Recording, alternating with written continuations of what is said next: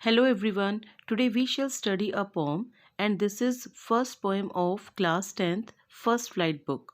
The name of the poem is Dust of Snow and it has been written by Robert Frost. This poem gives us a beautiful message, so let's begin it. Poem explain करने से पहले एक बार इसे एक साथ पूरा पढ़ते हैं.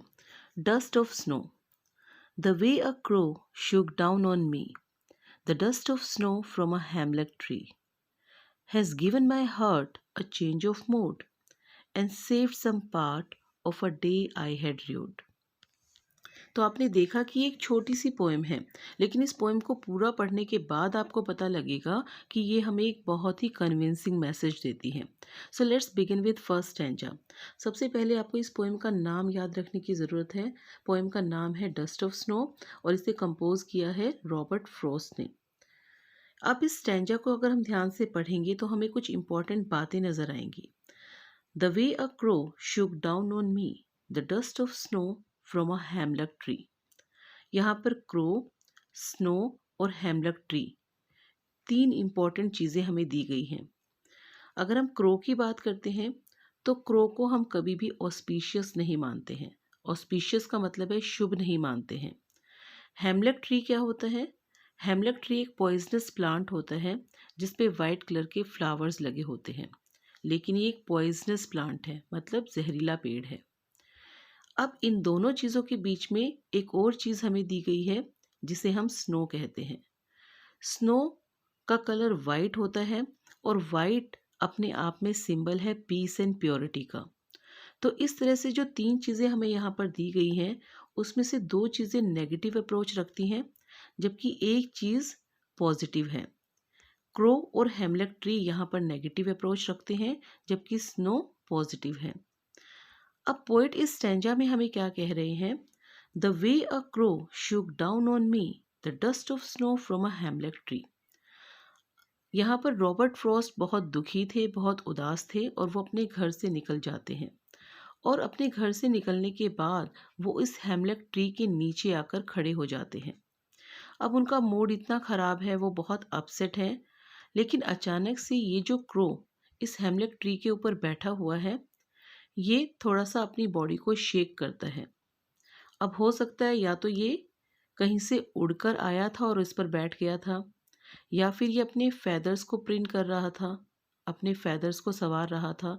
रीज़न कोई भी हो सकता है, हमें वो चीज़ यहाँ पर नहीं दी है. और जैसे ही ये क्रो थोड़ा सा हिलता है, पोएट के ऊपर स्नो गिरती है. अब एक बहुत छोटा सा इंसिडेंट हुआ है. क्रो ने अपने आप को शेक किया, अपने आप को हिलाया, जिसकी वजह से कुछ बर्फ जो इस ट्री के ऊपर थी वो पोएट के ऊपर आकर गिरती है. Has given my heart a change of mood and saved some part of a day I had dude.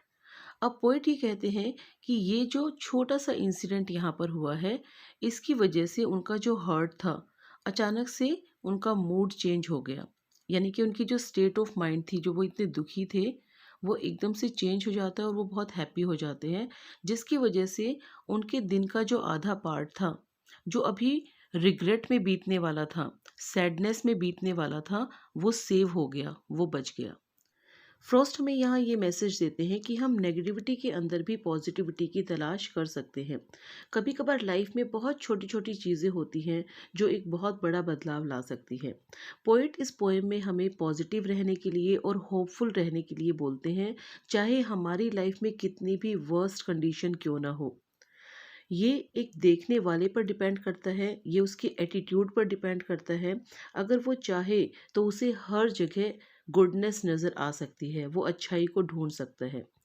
जैसे यहाँ पर पोइट ने देखा कि क्रो एक बैड ओमन था, हेमलक ट्री भी एक बैड ओमन है, बुरा संकेत है. लेकिन जैसे ही उन्होंने स्नो को देखा तो उसकी वाइटनेस को देखकर उन्हें एक पीस का एहसास हुआ और उन्होंने अपने दिन के आधे भाग को, जो कि अभी ऐसे ही वेस्ट हो जाने वाला था, उदासी में बीतने वाला था, उसे उन्होंने बचा लिया. और इसी तरह से हमें भी अपनी लाइफ में हमेशा पॉजिटिव रहना चाहिए, और अगर हम किसी ग्लूमी सिचुएशन में हैं, बहुत सैड हैं, तो उससे बाहर निकलने की कोशिश करनी चाहिए ताकि हम अपने आगे आने वाले टाइम का बेस्ट यूज़ कर सकें। आई होप कि आपको पोएम का मैसेज अच्छे से क्लियर हो गया होगा। अब हम देखते हैं कि इसमें कौन कौन सी लिटरेरी डिवाइसेस का यूज़ किया गया है। जब हम लिटरेरी डिवाइसेस की बात करते हैं तो सबसे पहले हम राइम स्कीम को देखते हैं। राइम स्कीम में हम हर लाइन के लास्ट वर्ड को देखते हैं। फर्स्ट लाइन में लास्ट वर्ड है क्रो, सेकेंड लाइन में है मी, थर्ड लाइन में है स्नो, और फोर्थ लाइन में है ट्री। तो यहाँ पर crow and snow they make a rhyme with each other, इसलिए हम यहाँ पर इनको लेबल कर देंगे अ लेटर से। सेकेंड लाइन में मी और फोर्थ लाइन में tree, they are making a rhyme together, तो हम इसको लेबल कर सकते हैं बी लेटर से। तो इस तरह से राइम स्कीम बनता है ए बी ए बी। इसके अलावा जो हमें एक चीज़ देखने को मिलती है वो है एंजैबमेंट। एंजैबमेंट कब यूज़ होता है? जब हम देखते हैं कि कोई भी सेंटेंस नेक्स्ट लाइन में कंटिन्यू है और वहाँ पर हमने किसी भी पंक्चुएशन मार्क का यूज़ नहीं किया है, कोई फुल स्टॉप कोमा कहीं पर भी नहीं लगा है, इसे हम एंजैबमेंट कहते हैं।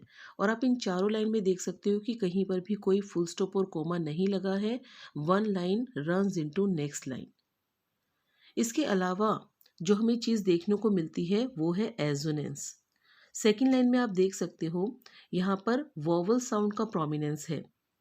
तो शूक डाउन ऑन मी, यहाँ पे जो ओ वोवल है वो हमें प्रोमिनेंटली देखने को मिल रहा है, और इसके लिए हम कह सकते हैं कि यहाँ पर एजोनेंस का यूज़ हुआ है।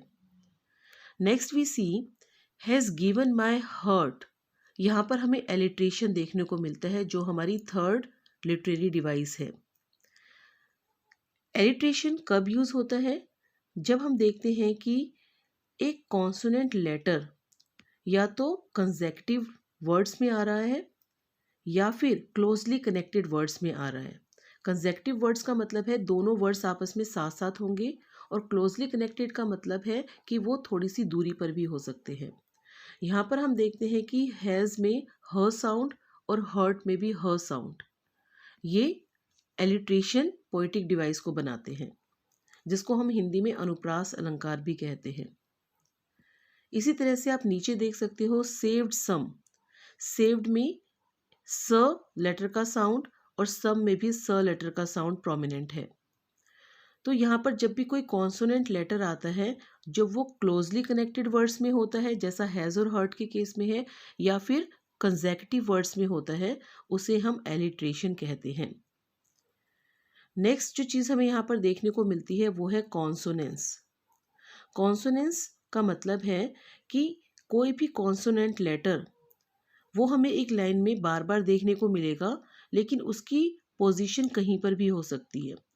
जैसे एलिटेशन में था कि यहाँ पर कॉन्सोनेंट लेटर की पोजीशन इनिशियल स्टेज पर होनी चाहिए, जैसे कि हैज़ में और हर्ट में था, सेव्ड में और सम में था। लेकिन कॉन्सोनेंस के केस में हमारा जो कॉन्सोनेंट लेटर है वो स्टार्टिंग में भी हो सकता है, मिडल में भी हो सकता है और एंड में भी हो सकता है। जैसे अगर हम यहाँ पर बात करें डे, हैड, र्यूड, तो यहाँ पर डे में ड साउंड जो है वो स्टार्टिंग में आ रही है और हैड में ड साउंड लास्ट में आ रही है, तो इसको हम बोलते हैं कॉन्सोनेंस। इसके अलावा और जो हमें यहाँ पर पोएटिक डिवाइस देखने को मिलती है वो है सिंबोलिज्म। तो सिंबोलिज्म हमें यहाँ पर कैसे देखने को मिलता है? जब हम बात कर रहे थे डस्ट, क्रो और हेमलक ट्री की, तो ये सारी की सारी चीज़ें सिंबलाइज करती हैं ट्रबल को, डूम को, डिसअपॉइंटमेंट को, सैडनेस को। लेकिन जब हमने स्नो की बात करी तो स्नो यहाँ पे किस चीज़ को स्टैंड करती है? प्योरिटी एंड पीस को। तो एक तरह से एक सिंबॉलिक पोएम है, और हम कह सकते हैं कि एक बहुत ही ब्यूटीफुल मैसेज हमें यहाँ पर कन्वे करती है। Well, all the literary devices have been written here. You can have a look and try to understand them. Central theme, question answers, which are given at the back of your poem, have also been given here. You all can have a look and try to understand what is given in the answers. Thank you very much for watching this video. And don't forget to like this video and subscribe my channel.